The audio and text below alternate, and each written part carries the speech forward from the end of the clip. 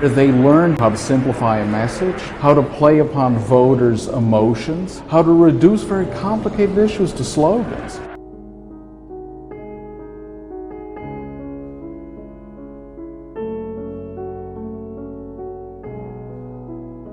And when the 12th largest company in the world controls the most awesome goddamn propaganda force in the whole godless world, who knows what shit will be peddled for truth on this network?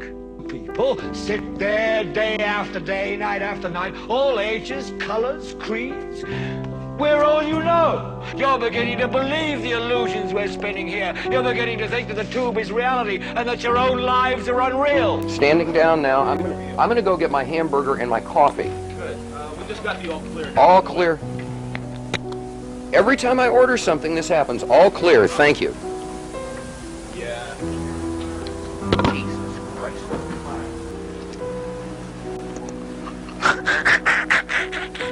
Boy, did I almost look stupid.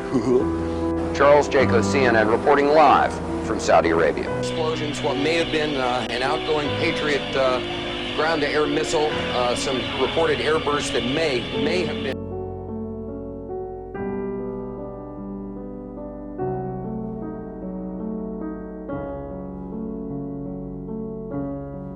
Do you think that the U.S.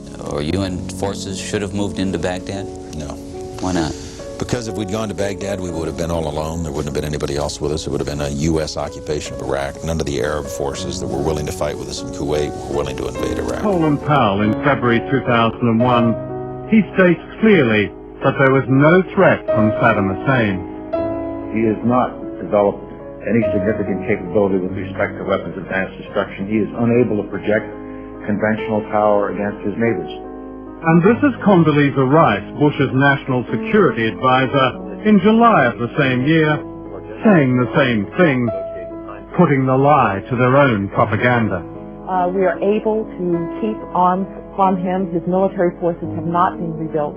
September the 11th, September the 11th. September 11th. September 11th. September 11th. Hussein. Saddam Hussein. Saddam Hussein. Saddam Hussein. Saddam, Saddam, Saddam. Saddam. Saddam, Saddam, Saddam, Saddam, Saddam, Saddam. Saddam. Saddam. Saddam Hussein. They're recruited from their own nations and neighborhoods and brought to camps in places like Afghanistan, where they're trained in the tactics of terror. They are sent back to their homes or sent to hide in countries around the world to plot evil and destruction. Were President Bush and his conservative allies making connections to Saddam Hussein? Former CIA Director George Tenet describes an encounter that stunned him, he says, on September 12, 2001. Tenet claims as he was going into the White House early that morning, Richard Pearl was leaving. In his new book, Tenet writes that Pearl, a so-called neoconservative who headed a Pentagon advisory board at the time, quote, turned to me and said, Iraq has to pay a price for what happened yesterday. They bear responsibility. Dick Cheney's job to sell a war against Iraq. We all have to recognize as a nation that 9/11 changed a great deal in our lives.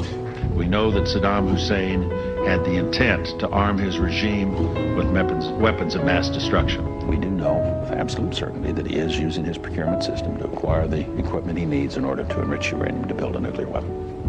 According to Seymour Hersh, selling that nuclear threat was crucial for Cheney to convince Americans to support the war. Senator's got his facts wrong. I have not suggested there's a connection between Iraq and 9/11. You have said in the past that it was, quote, pretty well confirmed. No, I never said that. Okay. I never think said that is...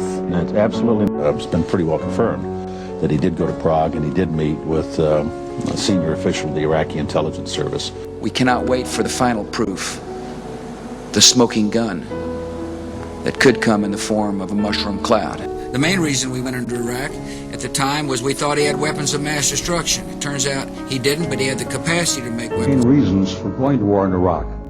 Weapons of mass destruction, the claim that Iraq was sponsoring terrorists who had attacked us on 9/11, and that Iraq had purchased nuclear materials from Niger.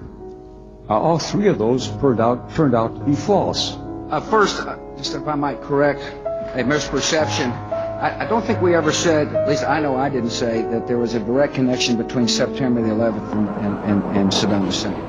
What did Iraq have to do with what? The attack on the World Trade Center. Nothing. Of course we're after Saddam Hussein.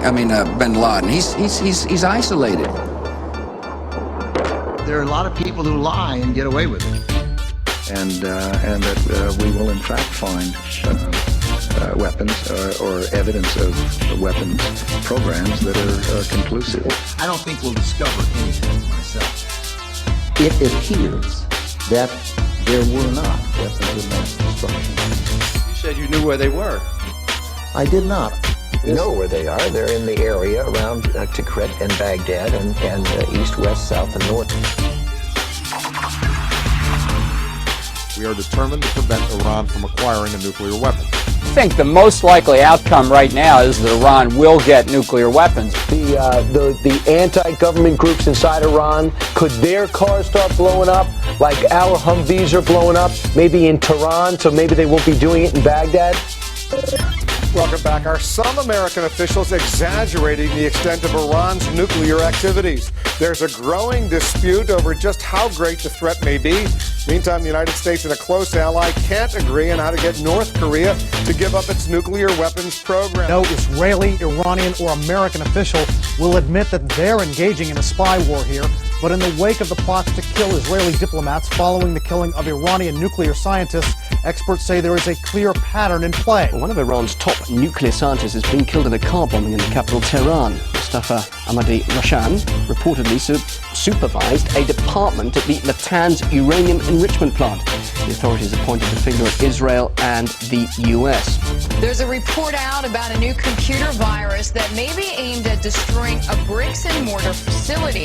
The virus is called Stuxnet, and according to the Financial Times, it may be aimed at Iran's controversial nuclear facility. So, Richard, just getting back to what you said about you think that Israel did it, I'm going to guess that they will never admit it, even if they did. And I wouldn't say I think that Israel did it. I'd say it's more likely that the U.S. did it. A lot of people now who are saying this is Iran simply trying to buy time here in order to continue their nuclear work while delaying the world from either putting in more sanctions or a possible military strike that could actually take out their facilities. It's important to note what the Iranians are doing right now on the world stage. They are incredibly defiant. Iran now says it will allow United Nations nuclear inspectors to examine its newly revealed uranium enrichment facility. And will grant access to inspectors from the International Atomic Energy Agency to its recently revealed second nuclear facility within the next few weeks. Iran's Bushehr nuclear power plant has officially begun operating and is now providing electricity to the country's national grid. It's the first such facility in the entire Middle East region, and RT's Alina Golushka has been following the launch in Bushehr. This is a truly historic day for